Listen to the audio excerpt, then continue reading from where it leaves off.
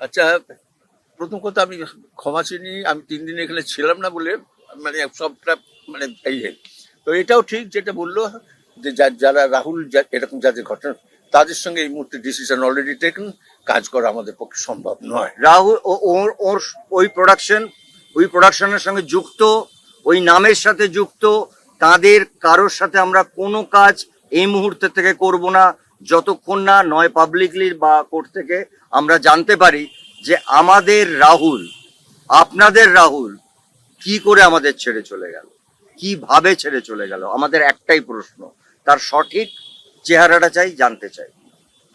তাই তো? আর কর্মবিরতি নেই, কাল থেকে আমরা কাজ শুরু করছি। ওই আবার বলছি, টেলিভিশন বলি, ফিল্ম বলি, সবকিছুটাই কাজ শুরু হবে।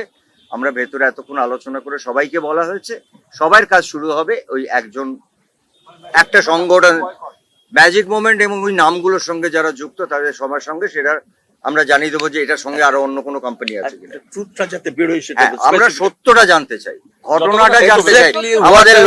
আমাদের কোনো লড়াই নেই কারোর সাথে, কোনো ঝগড়া নেই কারোর সাথে। সত্যটা আমাদের পরিবারের একটি ছেলে চলে গেল এইভাবে, যেখানে 8 থেকে 9 দিন আমরা অপেক্ষা করেছি। হ্যাঁ, লিগালি যা স্টেপ নেবার সেটা আর্টিস্ট ফোরাম নিয়েছে, সেটা পরিবার, কারণ প্রিয়াঙ্কা আমাদের পরিবারের একজন সদস্য, রাহুলও ছিল।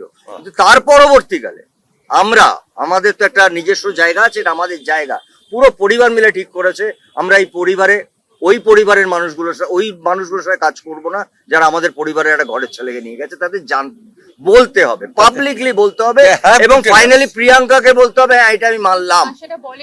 এখনো 9 দিন হয়েছে বলেনি তারা, আপনারা সেটা সবাই জানেন। সত্যিটা জানতে হবে, এক্স্যাক্টলি হোয়াট হ্যাজ হ্যাপেন্ড দেয়ার। এইটা we are interested in that. এইটা অবশ্যই তাদের বলতেই হবে, এক্স্যাক্টলি কি ঘটেছিল, এক্স্যাক্টলি কি ঘটেছিল, এক্স্যাক্টলি কি ঘটেছিল। ওইটা বলো, বাকিটা বলো। না আমি বলবো, আমাকে বুঝতে বসো, বসো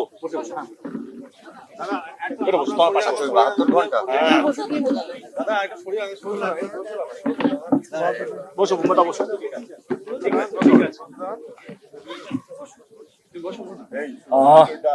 যেই বনটা একদিনের জন্য ডাকা হয়েছিল আর্টিস্ট ফোরাম এবং ফেডারেশন, আমরা যৌথ মিলে আমরা ব্যান্ড কালচার বা নন কর্পোরেশন কালচার থেকে দূরে থাকি, কিন্তু যেই ঘটনাটা ঘটেছে সেটা অস্বীকারও করতে পারবো না। সেজন্য সেই কোম্পানি বা তাদের ডিরেক্টরসদের সঙ্গে আমরা নন কর্পোরেশনে যাব যতদিন না ওরা প্রমাণ করতে পারে যে তারা নির্দোষ বা তাদের কোনো দোষ নেই, তাদের কোনো নেই, পার্সোনাল কোনো নেই। এটা হলো একটা দিক যেটা আমি বললাম, যে কোনো ব্যান বা এটা আমাদের সিদ্ধান্ত হয়েছে, যেটা বুম্বাদা বলবে। আমাদের যে ডিরেক্টর, যে আর্টিস্টগুলোকে ব্যান করা হয়েছে, যেহেতু আর আমরা আর্টিস্ট ফোরাম বা ফেডারেশন নই, আমরা একটা ইন্ডাস্ট্রি, একটা ছাদ, এবারে অনেকগুলো আর্টিস্ট ব্যান হয়ে পড়ে আছে এবং অনেকগুলো ডিরেক্টর তারা ব্যান হয়ে আছে। বুম্বাদা আমাকে 72 ঘন্টা টাইম দিয়েছে, 72 ঘন্টার মধ্যে তারা আবার ফিরবে, সেটাই বুম্বাদা আমাকে কথা দিয়েছে। এবং আমাদের যারা আর্টিস্ট যারা কাজ করতে পারছে, কারণ একটা রাহুল চলে যাওয়াতে আমরা বুঝতে পেরেছি যে শুধু চলে যাওয়া নয়, কাজ না করতে দেওয়াও একটা এমন একটা কষ্ট, সেটা আমার মনে হয় যাদের কাজ নেই তারা বুঝতে পারবে।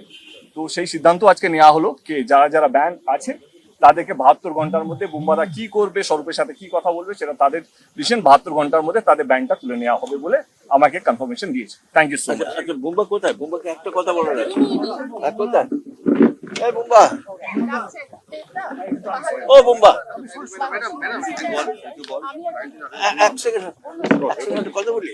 ব্যান্ডটা উঠে যাবে, ব্যান না করিনি আমরা, না একটা উঠে ব্যান্ড, ওটা টেম্পোরারি আমরা বসবো, সাসপেন্ডেড,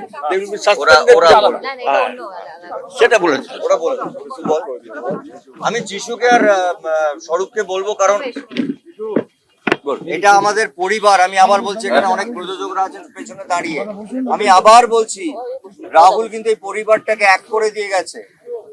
এটা আমাদের কাছে কাম্য ছিল না, নিশ্চয়ই কাম্য ছিল না, কিন্তু এই পরিবারটা এক হওয়াটা বোধহয় ও উপর থেকে দেখছে যে আজকে সারা ইন্ডাস্ট্রি, পুরো ইন্ডাস্ট্রি, এটা টেলিভিশন, ফিল্ম, ওটিটি সব বাইরে, আমরা সবাই এক জায়গায় আছি, এটা দেখছি। এবং এই এক জায়গায় আমরা থাকবো বলে আমার ধারণা, রাহুলের জন্য থাকতেই হবে, থাকতেই হবে, থাকতেই হবে। এবিপি আনন্দ এগিয়ে থাকে, এগিয়ে রাখে।